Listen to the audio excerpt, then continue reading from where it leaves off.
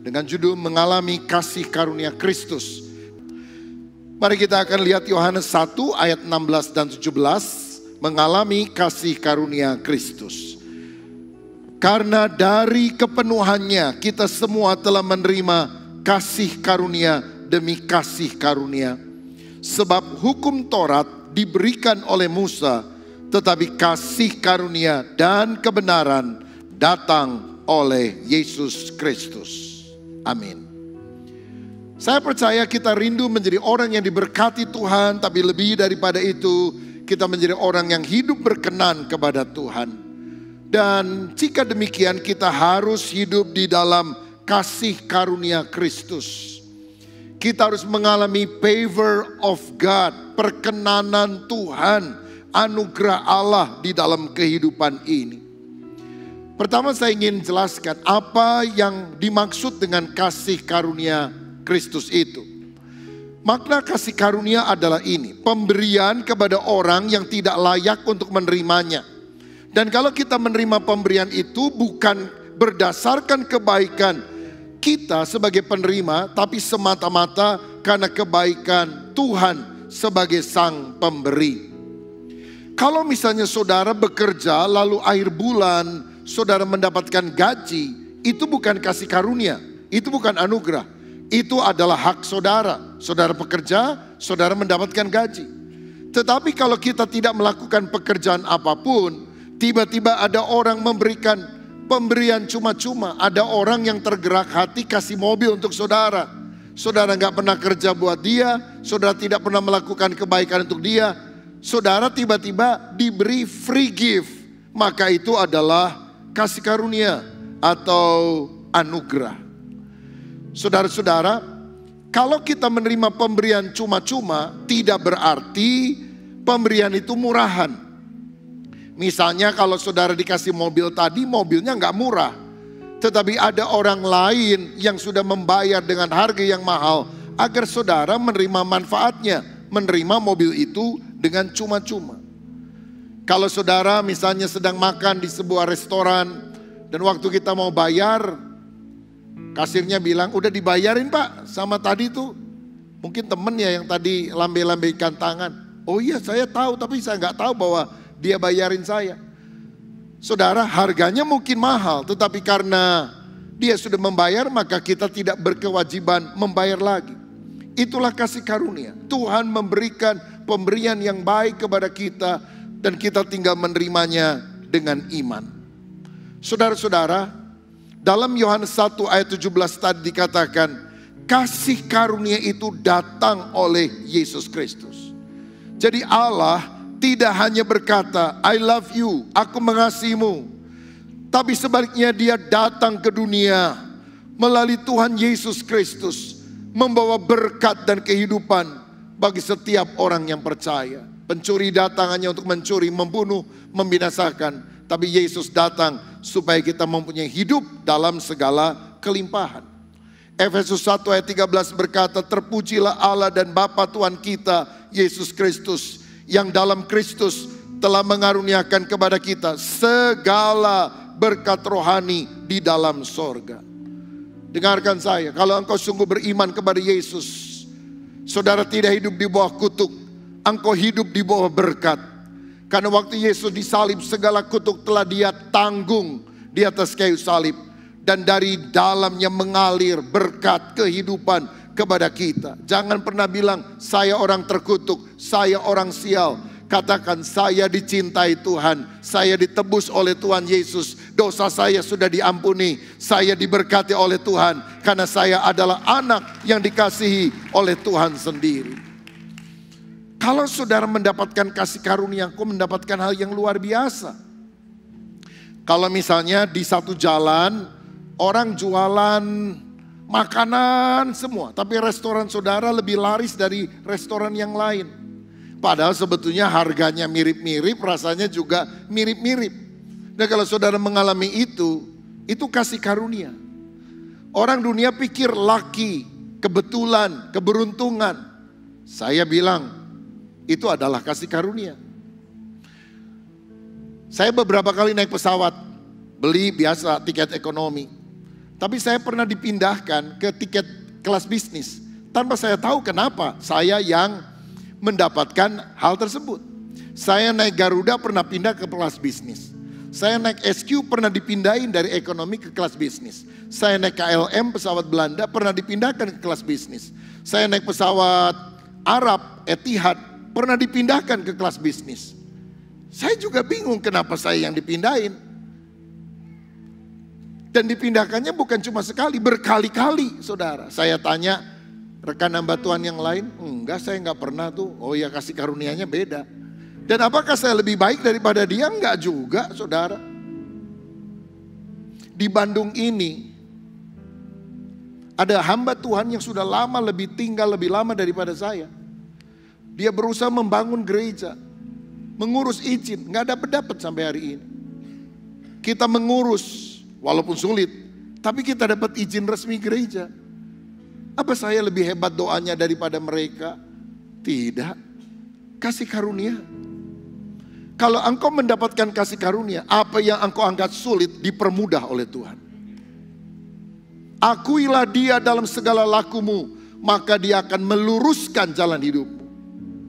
Saya yakin gini ya, kalau Tuhan tutup pintu berkat bagimu, saudara boleh kerja banting tulang peras keringat, gak ada hasil. Tapi kalau Tuhan sudah buka pintu berkat bagimu, tidak akan ada orang yang bisa menutupnya. Mungkin teman sekantormu ingin menjegal, menjelek-jelekan saudara. Dia cari muka kepada bosmu.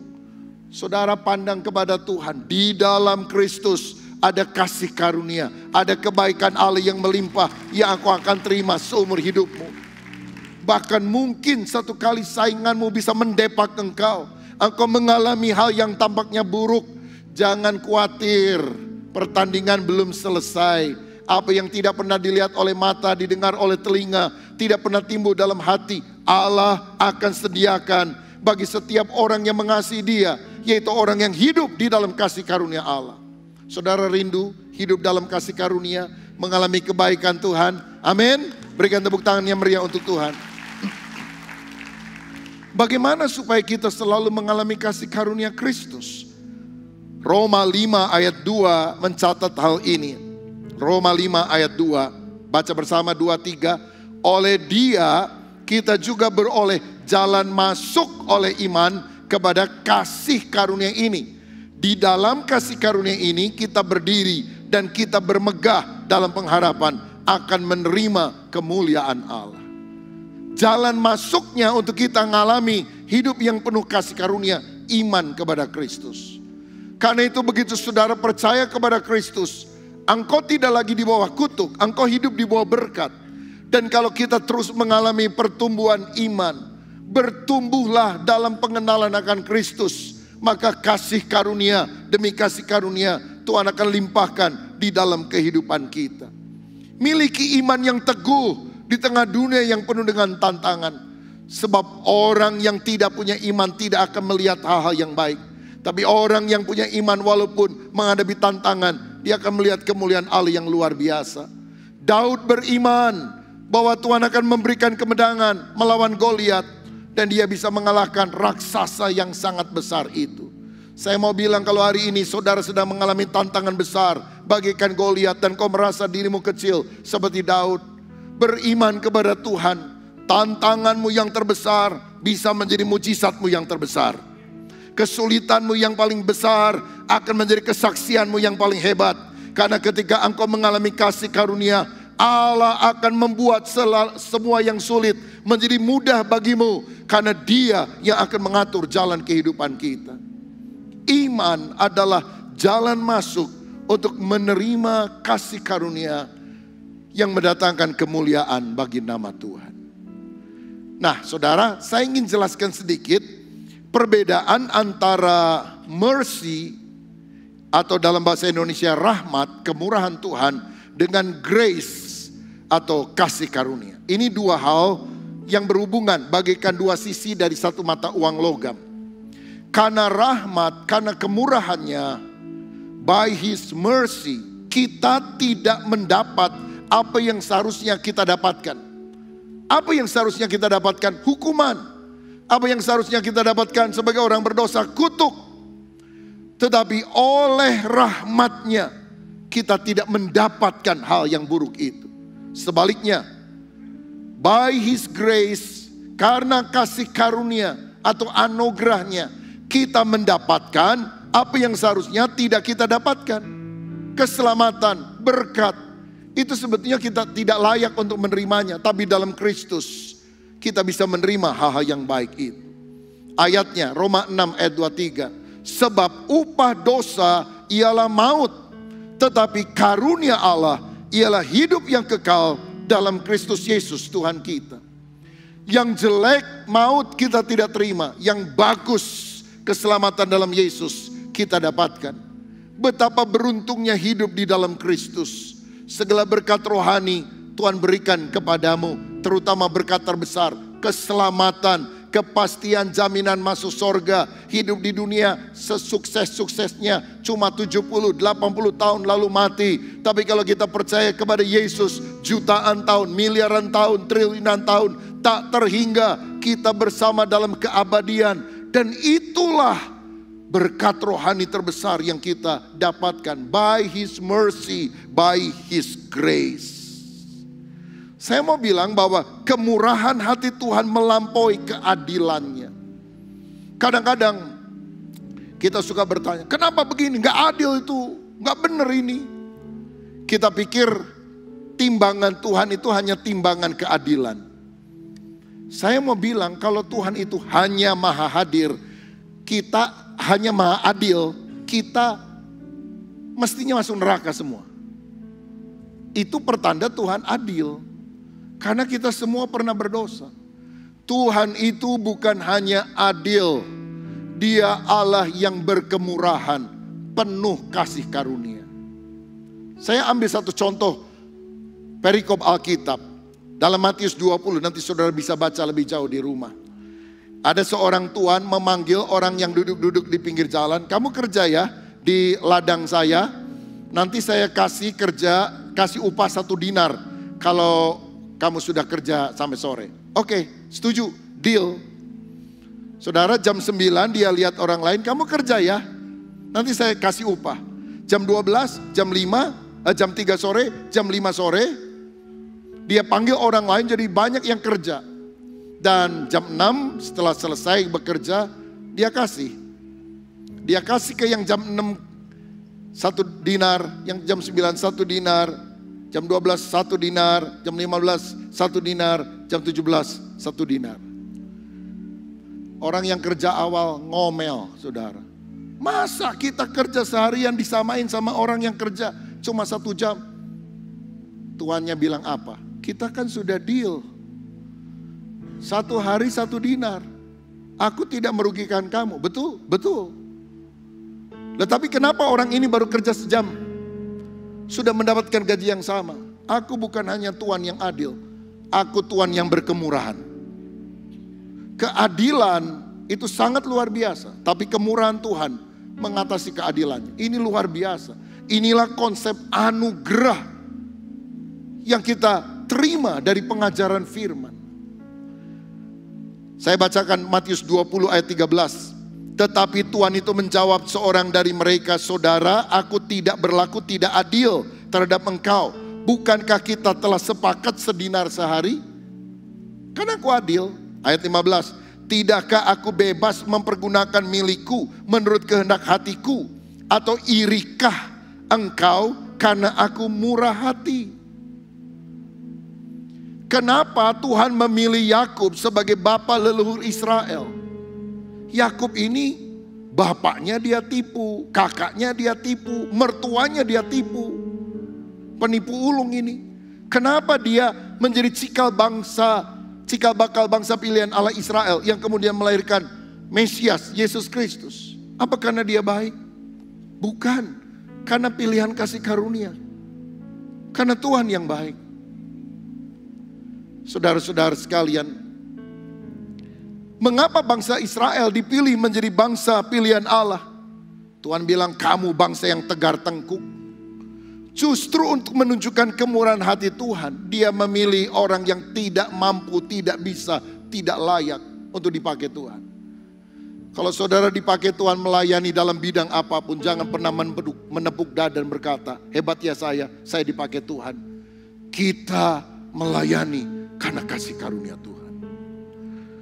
Saya jadi pendeta karena kasih karunia Tuhan. Aku gak layak Tuhan, tapi Engkau berkemurahan. Inilah keajaiban kasih karunia. Tuhan mau mengangkat orang-orang yang berdosa, orang yang lemah seperti kita, untuk menjadi biji mata harta kesayangannya. Nah, sekarang apa manfaat atau dampak kasih karunia dalam kehidupan kita? Yang pertama, menyelamatkan. Efesus 2 ayat 8-10, sebab karena kasih karunia kamu diselamatkan oleh iman. Itu bukan hasil usahamu tetapi pemberian Allah. Itu bukan hasil pekerjaanmu. Jangan ada orang yang memegahkan diri. Karena kita ini buatan Allah, diciptakan dalam Kristus Yesus untuk melakukan pekerjaan baik yang dipersiapkan Allah sebelumnya. Ia mau supaya kita hidup di dalamnya. Kita selamat bukan karena banyak amal, perbuatan baik, tapi karena pemberian Allah. Cuma-cuma karena kita beriman kepada Tuhan Yesus Kristus. Kalau saudara merasa dirimu bisa baik, sempurna, pilih macam-macam agama ada. Saya percaya kepada Yesus karena saya tahu dengan kemampuanku aku tidak mungkin masuk sorga. Dan aku sujud di bawah kakinya. Dan saya berkata, Tuhan ampuni saya orang berdosa. Dan dari salib itu kasih karunia Allah mengalir, melimpah dalam kehidupan kita. Jika demikian, apakah kita harus berbuat baik? Tentu saja. Ayat 10 mengatakan hal itu. Tapi ingat, perbuatan baik bukanlah syarat untuk kita mengalami kasih karunia Allah. Tetapi perbuatan baik justru adalah bukti bahwa kita telah mengalami kasih karunia Tuhan. Kalau hari ini ada di antara saudara yang tidak yakin kalau engkau mati masuk surga atau masuk neraka, dosamu banyak, engkau datang ke gereja pun karena diajak-ajak oleh anggota keluargamu, oleh temanmu. Jangan pernah pikir engkau bisa suci dengan kemampuanmu. Percayalah kepada Yesus. Minta kasih karunia Allah mengalir. Kasih karunia itu menyucikan kehidupan kita. Yang kedua, kasih karunia memberkati kita. Amsal 10 ayat 22. Berkat Tuhanlah yang menjadikan kaya. Susah payah tidak akan menambahinya. Saudara mau kaya? Percaya bahwa Tuhan Bapa Sang Pemelihara memberkati kita. Jikalau bukan Tuhan membangun rumah, sia-sialah usaha orang membangunnya. Jikalau bukan Tuhan mengawal kota, sia-sialah pengawal berjaga-jaga. Karena Tuhan memberikan berkat kepada anak-anak yang dicintainya. Pada waktu apa? Tidur. Bukan malas-malesan. Tapi maksudnya kita sudah melakukan bagian kita. Lebih daripada itu kita berserah kepada Tuhan. Dan kemudian Tuhan bekerja untuk memberkati kehidupan kita. Yang paling enak itu hidup seperti Raja Daud. Dalam Mazmur 23 ayat yang ke-6 dia berkata, kebajikan dan kemurahan belaka mengikuti aku sepanjang umur hidupku. Yang paling enak itu hidup dikejar-kejar berkat, diikuti oleh berkat. Sayangnya banyak orang sekarang bukan dikejar berkat, dikejar utang, saudara-saudara. Kenapa Daud bisa bilang kebajikan mengikuti aku? Karena di ayat 1 dia bilang, Tuhan adalah gembalaku, tak akan kekurangan aku. Cari dahulu kerajaan Allah dan kebenarannya. Semua hal yang lain Tuhan akan tambahkan kepada saudara. Nomor satu kan Tuhan, yang gak masuk akal Tuhan bisa berikan kepada saudara. Sekian tahun yang lalu, sehabis khotbah di Bangkok, di sebuah gereja yang mengundang saya, ada seorang ibu datang dan berkata, Pak Pendeta bisa tolong doakan saya. Saya punya 5 toko bersama suami. Suaminya orang Thailand, gak bisa ngomong bahasa Indonesia. Istrinya lahir di Indonesia, tapi sudah puluhan tahun di Thailand. Tapi karena krisis ekonomi semuanya tutup. Suami saya cari pekerjaan. Saya juga ingin cari pekerjaan. Pak Pendeta bisa tolong doakan saya supaya saya dapat pekerjaan yang bagus, yang gajinya besar. Karena saya juga harus sekolahkan anak-anak saya. Selama ini dia sekolah di sekolah internasional, tapi karena krisis ekonomi, 2 orang anaknya yang masih remaja dia kirim ke rumah mamahnya, yaitu nenek daripada anak ini di Jakarta untuk sekolah di Indonesia. Jadi tolong Pak Pendeta ya, doakan yang saya bisa dapat kerjaan yang bagus, gajinya besar, dan saya bisa sering mengunjungi anak saya yang ada di Jakarta. Saya tanya, Ibu pendidikan apa? Gelar apa? Oh enggak ada Pak. Pernah kerja di perusahaan apa barangkali? Oh saya pernah kerja 6 bulan. Maksudnya 6 bulan di satu tempat lalu di tempat lain kerja lagi gitu. Enggak, selebihnya ibu rumah tangga. Enggak punya gelar, cuma kerja 6 bulan, usia sudah di atas 40. Enggak masuk akal nih. Minta gajinya besar, bisa kunjungi anaknya ke Jakarta. Gimana caranya saudara sekalian? Kan enggak masuk akal. Ya minta doa pendeta sih boleh, tapi rasional dikit gitulah kira-kira. Jadi saya doakan dia juga. Dan saya bilang, Tuhan beri anakmu ini kasih karunia. Saya enggak ngomong lagi beri mujizat loh saudara sekalian. Beri kasih karunia. Tapi saya tidak jelaskan, kasih karunia artinya pemberian kepada orang yang sebetulnya tidak layak untuk menerimanya. 1 bulan kemudian saya waktu itu ada di Big Bear, di gunungnya di Los Angeles saudara, ada retreat di sana. Nah kemudian selesai sesi malam itu saya masuk ke kamar, ada internet, saya buka laptop, ada email masuk dari ibu tadi. Puji Tuhan Pak, saya sudah diterima di sebuah perusahaan. Namanya Siam Steel. Kalau Indonesia Krakatau Steel kira-kira. Dan sebetulnya saya itu nggak masuk kriteria. Karena yang mewawancara bilang, kamu itu nggak masuk kriteria. Tapi setelah dilihat, bos bilang udah pilih dia aja.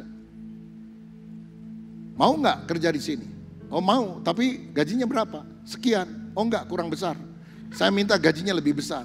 Itu sampai orang bilang, kamu ini diterima aja udah syukur. Loh saya dulu istri pengusaha. Jadi kalau saya gaji kecil, buat apa katanya. Akhirnya orangnya runding lagi sama pimpinannya. Oke, setuju.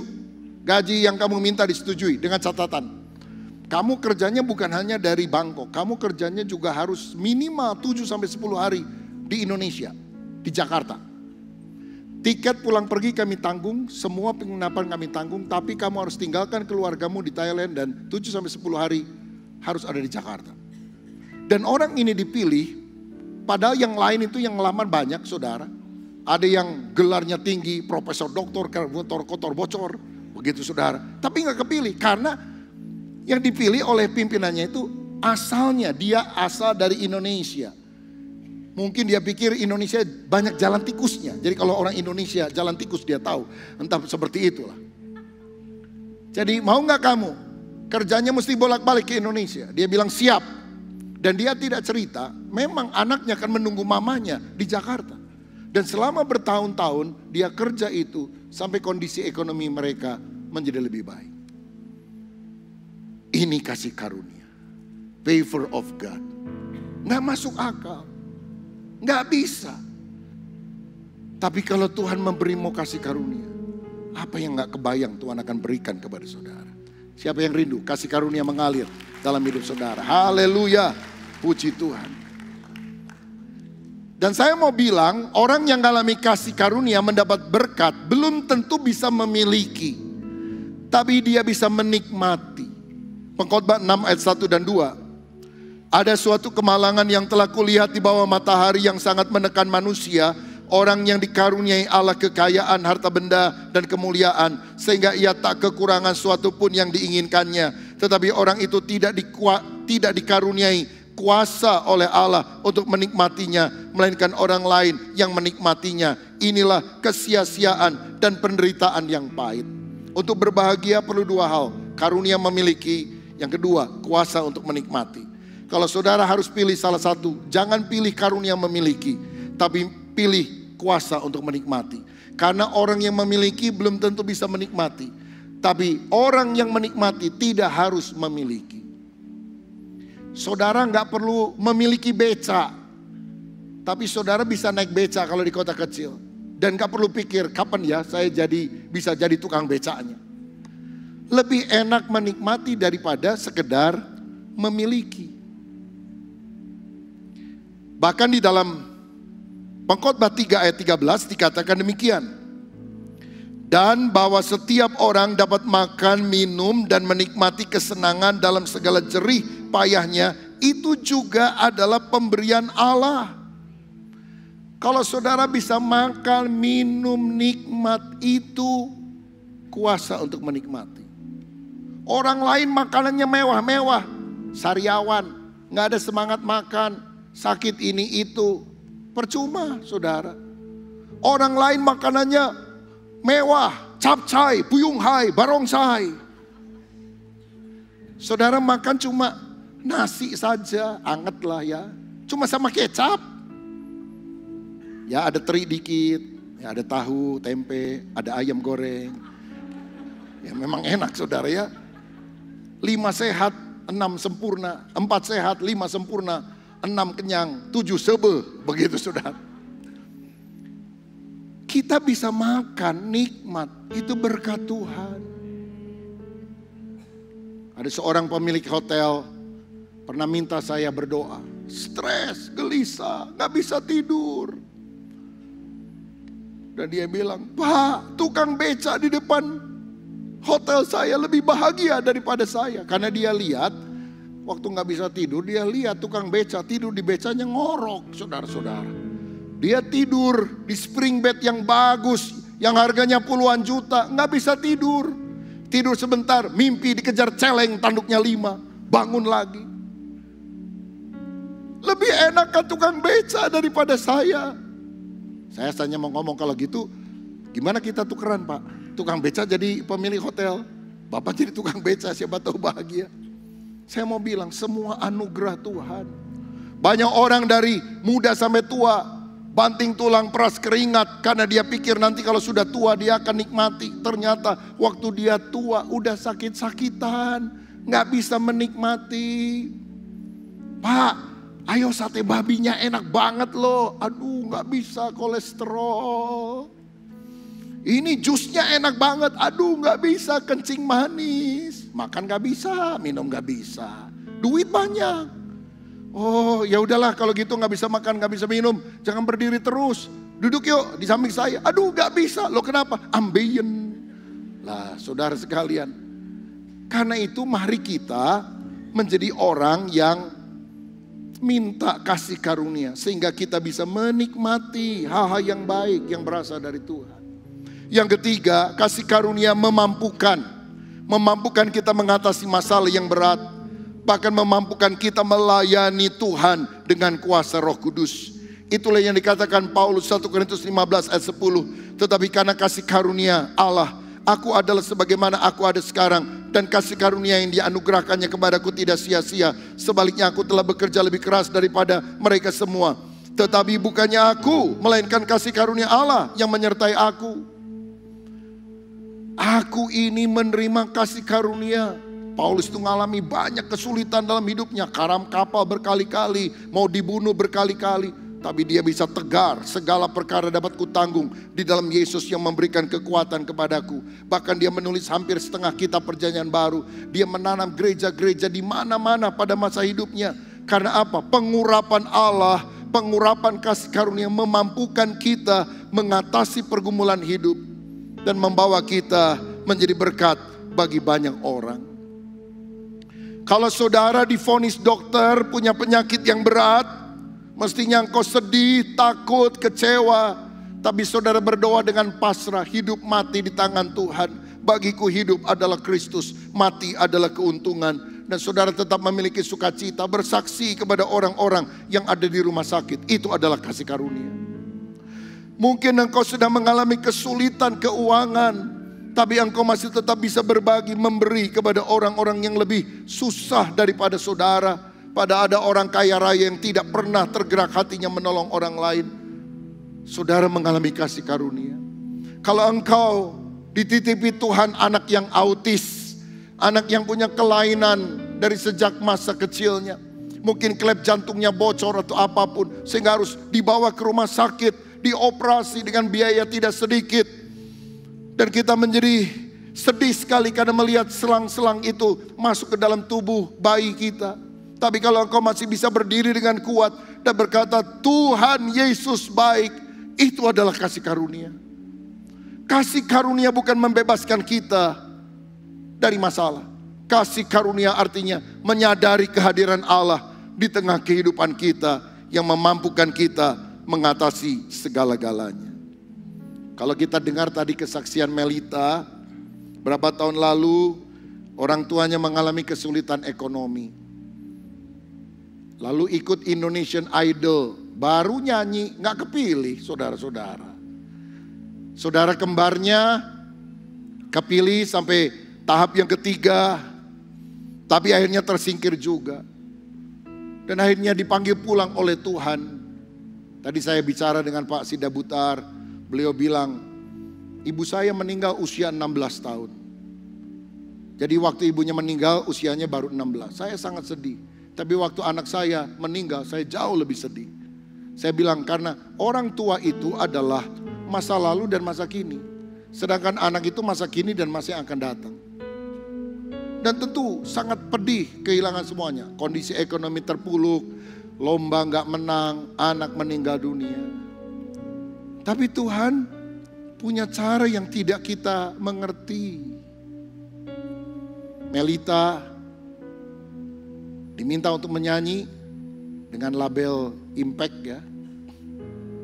Dan lagu Penolong yang Setia sudah tembus dari 6 juta penonton.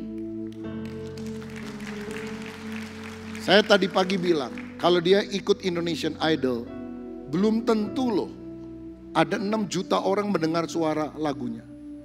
Ini lagu rohani, skupnya kelihatannya lebih kecil. Tapi kalau Tuhan memberi kasih karunia, terbuka jalan. Ini panggilan hidup, saudara, saudari kembarnya sudah bersama dengan Yesus di tempat yang lebih senang. Dia masih punya tugas. Itu kasih karunia Tuhan. Karena itu saudara sekalian, minta kasih karunia-Nya supaya kita dimampukan oleh Tuhan mengatasi segalanya. Yang terakhir, bagaimana kita bisa hidup dalam kasih karunia? Pertama, hiduplah penuh ucapan syukur. Orang yang mengerti hidupnya adalah hidup yang mengalami kasih kebaikan Tuhan akan selalu bersyukur. Belajar berterima kasih untuk apa yang Tuhan sudah percayakan. Lihat dunia ini dari sisi positifnya, jangan dari sisi negatifnya terus. Jangan suka komplain, jangan suka mengeluh. Seperti orang Israel mati semua di padang pasir karena komplain, mengeluh. Ini tandanya orang tidak tahu berterima kasih kepada Tuhan. Begitu engkau bangun pagi, tak berkesudahan kasih setia Tuhan, tak habis-habisnya rahmat-Nya, selalu baru setiap pagi, besar kesetiaan-Mu. Terima kasih Tuhan, terima kasih. Hati Bapa Surgawi disukakan ketika engkau belajar berterima kasih, belajar bersyukur. Bukan karena saudara sudah kaya raya, sudah punya banyak harta, maka engkau bersyukur. Tapi kalau engkau banyak bersyukur, berkat Tuhan akan limpahkan dalam hidup saudara. Bukan karena keluargamu sudah harmonis, maka engkau bersyukur. Tapi kalau saudara banyak bersyukur, keluargamu akan lebih harmonis. Bukan karena masalahmu sudah selesai, tapi waktu engkau banyak bersyukur, masalahmu yang akan diselesaikan oleh Tuhan. Bergembiralah karena Tuhan, Dia akan memberikan kepadamu apa yang diinginkan hatimu. Jangan banyak ngeluh, punya suami pelit luar biasa, udah galak pelit, masih syukur punya suami. Ada loh yang suaminya sudah meninggal dan istrinya menyesal kenapa dulu sering ribut, sering berantem. Anak nakal banget ini, dasar anak nakal, masih syukur punya anak. Ada orang doa bertahun-tahun gak dikaruniai anak, saudara. Rumah bocor melulu, masih syukur punya rumah. Ada orang gak pernah punya rumah. Waduh, ini motor saya, mobil saya mogok melulu. Udah tua ini tahunnya. Masih untung saudara punya motor, punya mobil. Ada orang lain yang gak punya apa-apa. Orang yang menyadari semua adalah kebaikan Tuhan akan hidup penuh dengan ucapan syukur. Yang kedua, hidup dengan rendah hati. Yakobus 4 ayat 6, tetapi kasih karunia yang dianugerahkannya kepada kita lebih besar daripada itu. Karena itu ia katakan, Allah menentang orang yang congkak, tetapi mengasihani orang yang rendah hati. Kenapa kita harus rendah hati? Allah menentang orang congkak. Lagi pula dikatakan pada kalimat sebelumnya, tetapi kasih karunia yang dianugerahkannya kepada kita lebih besar daripada itu. Apa alasannya kita sombong? Semua kasih karunia Tuhan. Bukankah seharusnya kita dengan rendah hati berkata, Tuhan, terima kasih untuk anugerah-Mu. Saya mau bilang saudara ya, kalau engkau diangkat Tuhan, dipromosikan Tuhan, jadi orang hebat, pangkatmu naik, jabatanmu naik. Jangan sombong dan jangan suka nindes bawahanmu. Tuhan gak akan suka. Dulu waktu engkau masih pegawai rendah, engkau kelihatannya baik, berdoa dan sebagainya. Sudah naik, jalan udah beda, ke gereja udah males, sama orang kejem. Tuhan lihat loh, Tuhan bisa balikan dalam sekejap mata. Hiduplah rendah hati. Aku hidup hanya oleh anugerah kasih karunia Tuhan. Orang sombong akan dipermalukan, tapi orang yang rendah hati akan ditinggikan oleh Tuhan. Yang ketiga, hidup dalam pengampunan. Jangan gampang menghakimi orang lain. Kalau orang lain jatuh dan sebagainya, dia punya urusan sama Tuhan. Tuhan di atas segala Tuhan. Kita harus hadir, berusaha untuk membantu dia keluar dari masalahnya.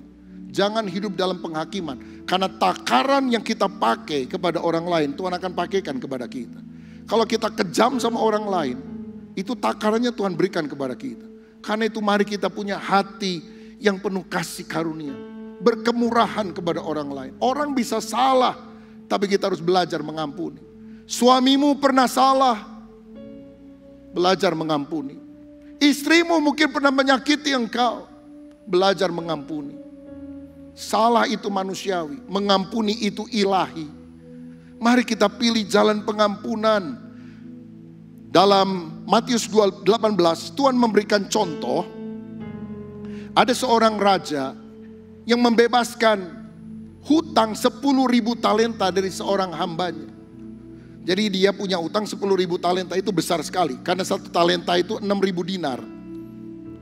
Jadi kalau 10.000 talenta berarti 60 juta dinar. Upah orang kerja sehari cuma sedinar. Setahun 300 hari kerja 300 dinar. Jadi kalau 60 juta dibagi 300, 200.000 tahun kerja. Jadi kalau dia mau melunasi utangnya 200.000 tahun kerja rodi tanpa upah baru terlunasi hutangnya. Kenapa Tuhan pakai contoh ini? Ekstrim sekali. Mana ada orang umurnya 200.000 tahun. Tuhan ingin menunjukkan hutang dosamu sangat besar. Tidak mungkin dibalas dengan amal kebaikan, perbuatan, pemberian atau apapun. Kalau saudara memberi untuk Tuhan jangan pernah merasa berjasa. Karena Tuhan adalah segala-galanya. Tuhan yang punya segalanya, berikan hidupmu kepada Tuhan.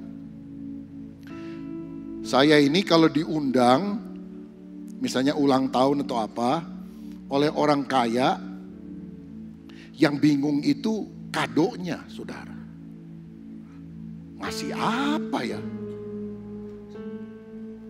Ngasih duit, duitnya lebih banyak dari saya.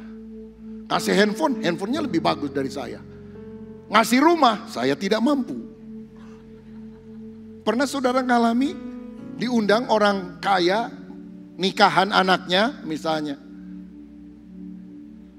Saya pernah beberapa kali diundang konglomerat, anaknya nikah. Bingung saudara, mau kasih apa ini? Karena dia punya segala-galanya. Saudara, apa yang engkau mau berikan kepada Tuhan? Suaramu, itu punya Tuhan. Uangmu, itu titipan Tuhan. Hidupmu, itu anugerah Tuhan. Bingung kita. Dan kalau sudah segitu, kita bilang, Tuhan jadikan aku budakmu saja. Apapun yang kau maui, aku ingin melakukannya. Dan salah satu yang Tuhan inginkan, ampuni orang yang bersalah kepadamu. Jangan simpan dendam, kepahitan, karena itu merugikan kita. Orang yang hidup dalam kasih karunia sadar. Hutang 10.000 talenta sudah dilunaskan oleh Tuhan. Jangan keluar, cekek temanmu yang cuma utangnya 100 dinar, upah orang kerja 4 bulan, dan bilang, kalau kamu tidak bayar, kamu tetap masuk dalam penjara. Tuhan akan murka dan menjebloskan kita ke dalam penjara. Algojo akan menghukum kita. Orang yang hidup dalam kasih karunia, hidup penuh syukur, hidup dengan rendah hati, hidup dalam pengampunan, dan yang terakhir, hidup dalam kemurahan. Suka memberi. Sakius adalah orang yang ditolak oleh lingkungannya karena dia pemungut cukai. Tapi ketika Yesus bersedia masuk ke rumahnya, makan bersama dengan dia, ada acceptance, penerimaan yang dilakukan oleh Yesus. Berubahlah Sakius. Dia bilang, Tuhan, orang yang kurugikan aku ganti 4 kali lipat, dan setengah harta aku bagikan kepada orang miskin.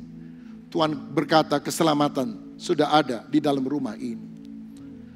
Orang yang hatinya dijamah oleh Tuhan, diterima oleh Tuhan, diampuni dosanya oleh Tuhan, berubah jadi generous. Jadi kalau saudara pelit luar biasa, jangan-jangan belum dijamah Tuhan tuh hatinya, saudara sekalian. Kalau orang dijamah Tuhan, generous, murah hati. Sakius berubah, bukan karena dia memberi. Ingat saudara, Tuhan mengampuni dia dulu, baru hasilnya dia generous, memberkati orang lain. Bukan gara-gara dia kasih persembahan, maka dosanya diampuni loh. Tidak demikian. Dia diampuni, dia diterima, dia mengalami kemurahan hati Tuhan. Maka kemudian dia belajar menabur, memberi untuk kemuliaan nama Tuhan. Amsal 11 ayat 24-25. Ada yang menyebar harta tetapi bertambah kaya. Ada yang menghemat secara luar biasa namun selalu berkekurangan. Siapa banyak memberi berkat, diberi kelimpahan. Siapa memberi minum, ia sendiri akan diberi minum. Guru TK ngajar apa? Hemat pangkal kaya. Firman ngajar apa? Hemat malah miskin. Memberi, menabur, pangkal kaya. Saudara ikut siapa? Firman atau guru TK? Banyak orang Kristen imannya iman TK karena dia hemat, pangkal kaya. Bukan berarti kita sembrono, boros begitu, enggak. Tapi menabur itu membukakan pintu berkat Tuhan melimpah dalam kehidupan kita. Ayo tetap menabur di ladang Tuhan, memberi kepada orang-orang miskin, kepada orang kekurangan. Kita juga sedang membangun, saudara, membeli sebidang tanah di Sumarekon, masih membutuhkan biaya yang besar. Saya berterima kasih saudara yang dengan setia menabur di ladang Tuhan. Besar, setiap bulan ini 1,3 M. Ya masuk persembahan pembangunan paling 100 juta, 150 juta. Jadi kalau akhir bulan itu bendara suka tanya, Pak kurangnya masih 1 miliar lebih. Gimana ya? Ya berdoa. Puji Tuhan saudara bisa menikmati fasilitas yang baik. Itu semua kemurahan Tuhan. Tapi kita juga terpanggil untuk menjadi orang yang menabur di ladang Tuhan. Saya bersyukur. Karena waktu saya memulai jemaat ini, bukan di gedung ini. Kita baru sewa di ruangan kecil tuh di Hotel Mutiara Jalan Kebon Kawu. Saya mulai dengan orang-orang sederhana. Gak ada orang kayanya, gak ada konglomeratnya saudara. Sekretariat kita gak punya, alat musik gak punya. Kalau latihan musik di rumah salah satu pengurus jemaat yang punya keyboard saudara sekalian. Tapi saya bersyukur saya melihat mereka yang menabur dengan mencucurkan air mata, menuai dengan bersorak-sorai. Sekarang mereka diberkati oleh Tuhan. Karena orang yang menabur, bukan cuma gerejanya yang diberkati, pribadi-pribadinya akan diberkati. Pikirkan pekerjaan Tuhan, Tuhan akan memikirkan pekerjaan saudara. Saya teringat ada seorang bernama Rockefeller, kaya raya. Mungkin konglomerat pertama di Amerika Serikat, kalau boleh dibilang seperti itu. Sampai sekarang di New York, gedungnya Rockefeller Center itu masih tegak berdiri. Kaya luar biasa, umur 55 tahun sakit, dideteksi kanker usus. Dokter bilang umurmu cuma 3 bulan lagi. Wah dia nangis, dia rasa umurnya sangat singkat. Dia kemudian doa gini, Tuhan aku belum bikin apa-apa, aku egois. Ini uang banyak tapi untuk diriku sendiri karena serakah. Sejak itu dia sadar kalau dia mati uangnya mau dikemanain. Dia sumbang panti asuhan, dia sumbang sekolah-sekolah, dia sumbang pelayanan misi, dia sumbang gereja, dia sumbang uang yang banyak itu dia sumbangkan karena dia tahu umurnya sangat singkat. 3 bulan lewat dia nggak mati, 1 tahun lewat nggak mati, 3 tahun lewat tidak mati. Saya jadi ingat kisah, ada pohon udah 3 tahun ditungguin nggak berbuah. Tuhan bilang tebang tuh, percuma tuh ngabisin energi dari tanah tapi nggak ada buahnya. Tapi pengelolanya bilang, Tuhan sabar sedikit, beri aku waktu 1 tahun. Aku akan kasih pupuk, aku akan siram, aku akan pelihara. Aku yakin dia akan berbuah. Kalau tidak berbuah, tahun depan saya akan tebang. Ini orang kaya, diberkati, gak pernah berbuah. Tebang! Mulai berbuah. 3 bulan, perpanjang. 1 tahun, malaikat bilang, bos, masih terus berbuah, kasih 1 tahun lagi. Masih berbuah, kasih 1 tahun lagi. Dari 3 bulan menjadi 3 tahun. Dia baru mati 33 tahun kemudian. Hizkia dikasih perpanjangan 15 tahun. Rockefeller 33 tahun tambahannya. Matinya 88 tahun. Kenapa dia sakit? Pelit. Saudara cari ayatnya dalam Alkitab ya. Orang kikir tidak masuk surga. Wah itu penjinah tuh gak masuk surga, penjudi tuh gak masuk surga. Oh kita suka nuding orang lain. Kita bilang orang kikir tidak mendapat bagian dalam kerajaan Allah. Karena orang kikir menyembah mamon. Suami saudara kikir atau murah hati? Pap, kalau mau masuk surga harus murah hati sama saya. Gitu saudara sekali. 88 tahun baru mati. Ya kalau udah 88 udah waktunya lah, udah tua saudara sekalian. Kenapa dia sakit? Pelit. Kenapa dia sembuh? Bukan karena didoakan pendeta KKR dengan karunia kesembuhan ilahi. Dia sembuh ketika dia menabur. Menjadi berkat, berbuah lebat. Ini doa saya. Kalau kita sadar semuanya dari atas, pemberian yang baik berasal dari Allah. Hiduplah dalam kasih karunia. Kita juga menjadi orang yang berkemurahan kepada sesama. Tuhan Yesus memberkati kita semua.